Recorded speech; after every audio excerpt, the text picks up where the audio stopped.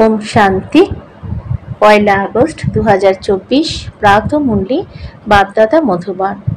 মিষ্টি বাচ্চারা, পবিত্র না হওয়া পর্যন্ত তোমরা ফিরে যেতে পারবে না। তাই বাবাকে স্মরণ করে আত্মার ব্যাটারিকে চার্জ করো আর ন্যাচারাল পবিত্র হও। প্রশ্ন: বাচ্চারা, বাবা তোমাদের ঘরে যাওয়ার পূর্বে কোন কথা শেখান? উত্তর: বাচ্চারা ঘরে ফেরার পূর্বে বেঁচে থেকেও মরতে হবে। সেই জন্যই বাবা প্রথম থেকেই তোমাদের দেহবোধের ঊর্ধ্বে নিয়ে যাওয়ার অভ্যাস করান, অর্থাৎ মৃত্যু বরণ করাই শেখান। ঊর্ধ্বে গমন অর্থাৎ মৃত্যু বরণ। যাওয়া আর আসার জ্ঞান তোমরা এখনই পাও। তোমরা বাচ্চারা জানো আমরা আত্মার উপর থেকে আসি, এই শরীরের দ্বারা পার্ট প্লে করি। বাস্তবে আমরা পরমধাম বাসিন্দা, এখন ওখানেই ফিরে যেতে হবে। ওম শান্তি। নিজেকে আত্মা মনে করে বাবাকে স্মরণ করতে কোনো কষ্ট নেই। এতে দমে যাওয়া উচিত নয়। একেই বলা হয় সহজ স্মরণ। সবার আগে নিজেকে আত্মাই মনে করতে হবে। আত্মাই শরীর ধারণ করে, পার্ট প্লে করে। সব সংস্কারও আত্মাতেই থাকে। আত্মা হলো ইন্ডিপেন্ডেন্ট, অর্থাৎ স্বাধীন। বাবা বলেন, নিজেকে আত্মা মনে করে আমাকে অর্থাৎ বাবাকে স্মরণ করো। এই নলেজ এই সময় তোমরা পাও, পরে আর পাবে না। তোমাদের এই শান্তিতে বসার কথা দুনিয়া জানে না। একেই বলা হয় ন্যাচারাল শান্তি। আমরা আত্মার উপর থেকে এসেছি এই শরীরের দ্বারা পার্ট প্লে করতে। বাস্তবে আমরা আত্মারা ওখানকার নিবাসী। তোমাদের বুদ্ধিতে জ্ঞান রয়েছে। এছাড়া এর মধ্যে কোনো হঠযোগের ব্যাপার নেই। খুবই সহজ। এখন আমাদের অর্থাৎ আত্মাদের ঘরে ফিরে যেতে হবে, কিন্তু পবিত্র না হলে যেতে পারবে না। পবিত্র হওয়ার জন্য পরমাত্মা পিতাকে স্মরণ করতে হবে। স্মরণ করতে করতেই পাপ খণ্ডিত হয়ে যাবে। এতে কষ্টের কোনো কথাই নেই। যখন তোমরা হাঁটতে যাও তখনও বাবার স্মরণে থেকো। এখনই তোমরা স্মরণের দ্বারা পবিত্র হতে পারবে। ওখানে ওটা হলো পবিত্র দুনিয়া। এখানে পবিত্র দুনিয়ায় এই জ্ঞানের কোনো প্রয়োজন থাকে না, কারণ ওখানে কোনো বিকর্মই হয় না। এখানে স্মরণের যাত্রার দ্বারাই যেমন বিকর্ম বিনাশ করতে হবে, যেমন এখানে চলো ওখানেও তো তোমাদের আচার আচরণ তেমনই ন্যাচারাল হবে। পুনরায় একটু একটু করে নিচে নামতে থাকো। এমনও নয়, ওখানেও তোমাদের এই অভ্যাস করতে হবে। অভ্যাস এখনই করতে হবে। ব্যাটারি এখনই চার্জ করে নিতে হবে।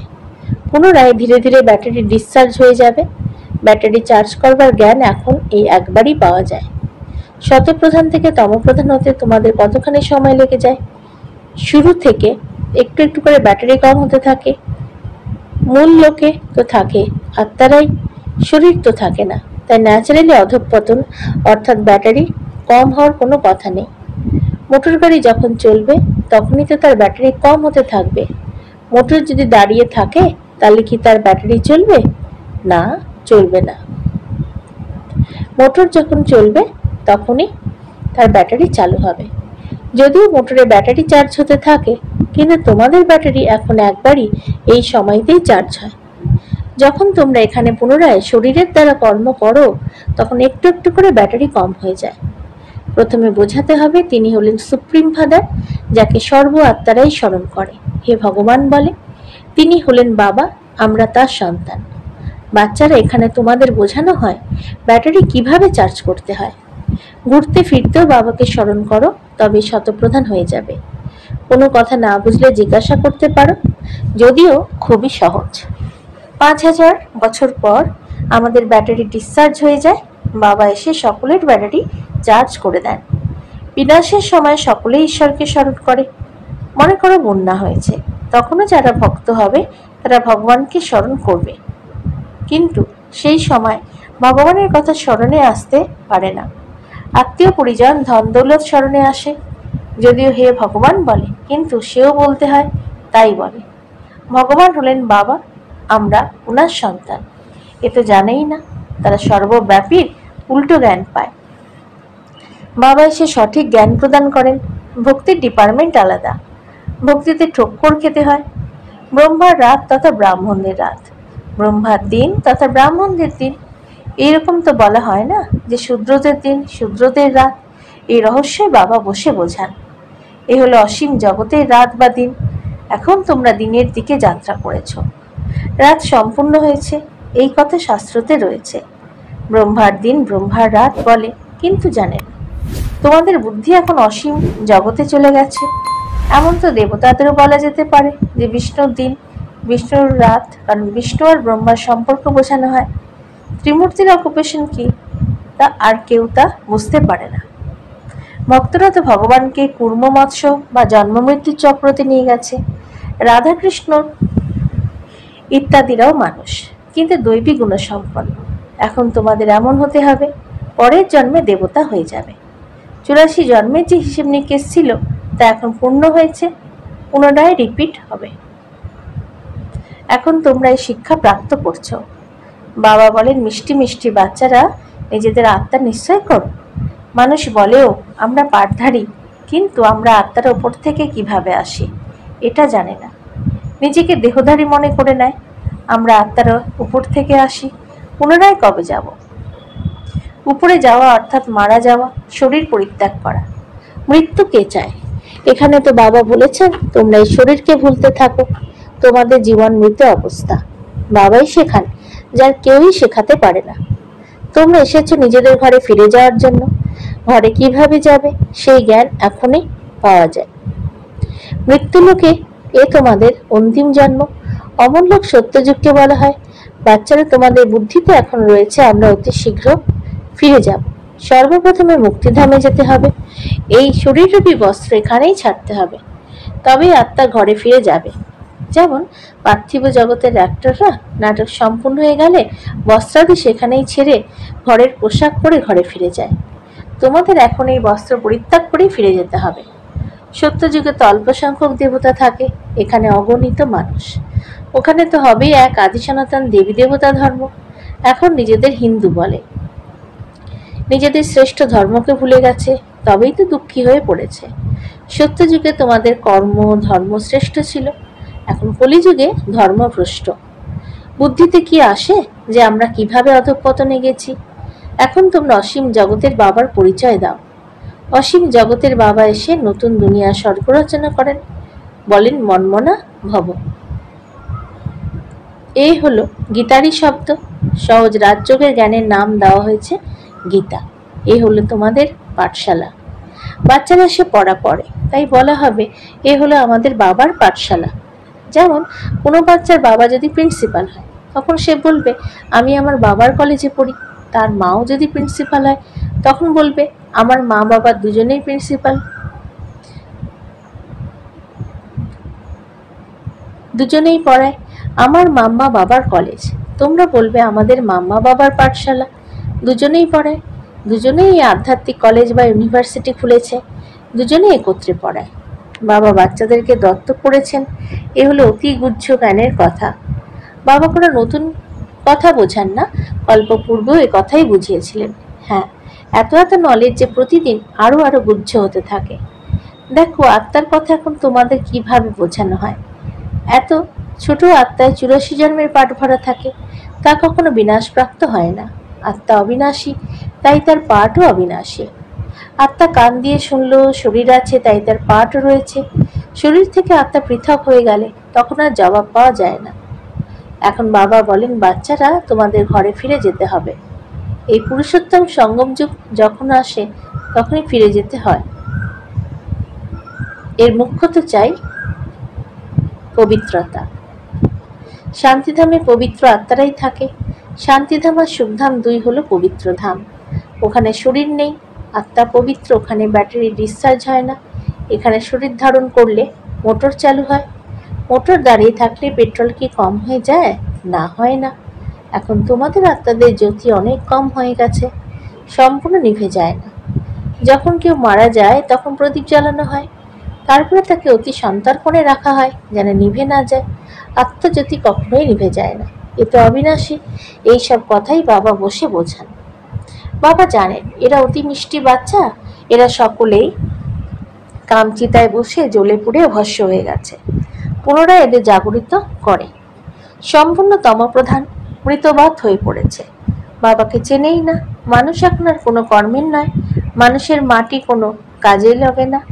এমন নয় যে গণ্যমান্য ব্যক্তিদের ভস্য কোনো কাজে লাগে, গরিবদেরটা লাগে না। মাটি তা তো মাটিতেই বিলীন হয়ে যায়, তা সে যেই হোক না কেন।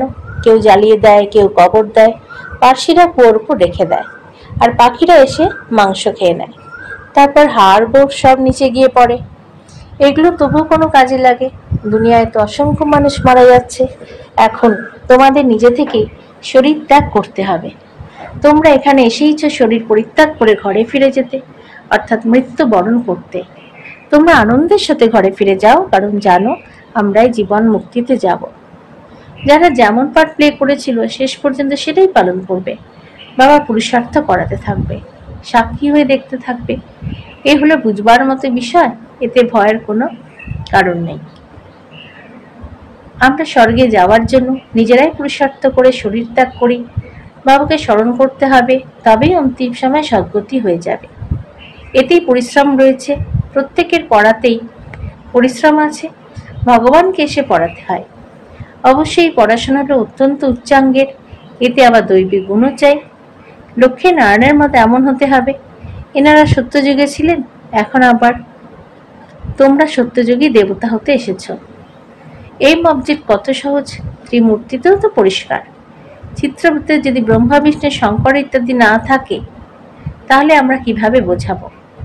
ব্রহ্মা তথা বিষ্ণু, বিষ্ণু তথা ব্রহ্মা।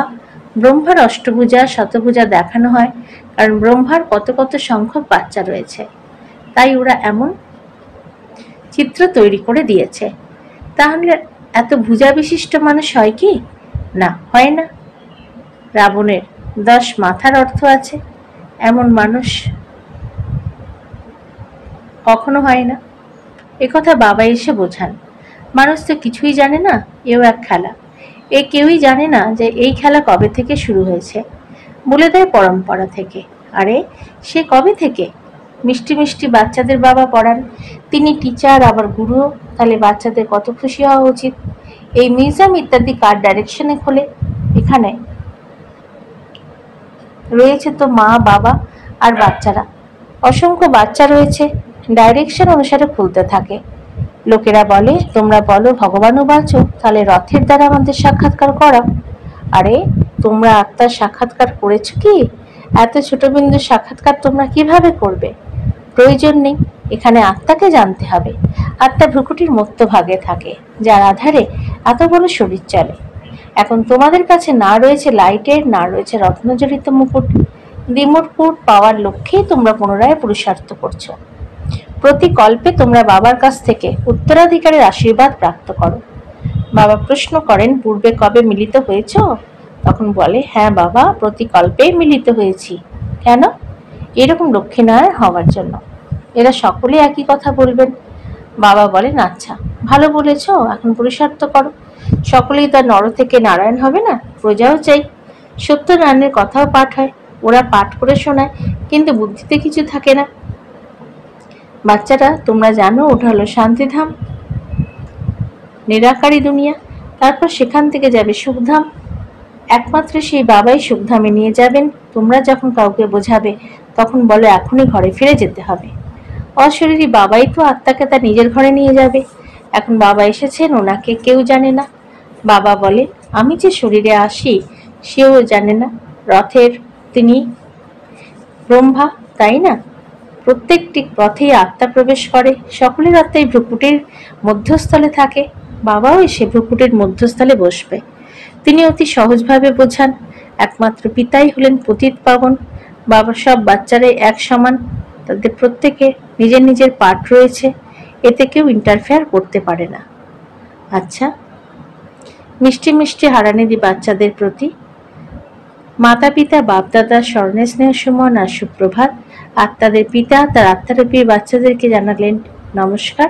আমাদেরও বাপদাদাকে ধন্যবাদ, নমস্কার।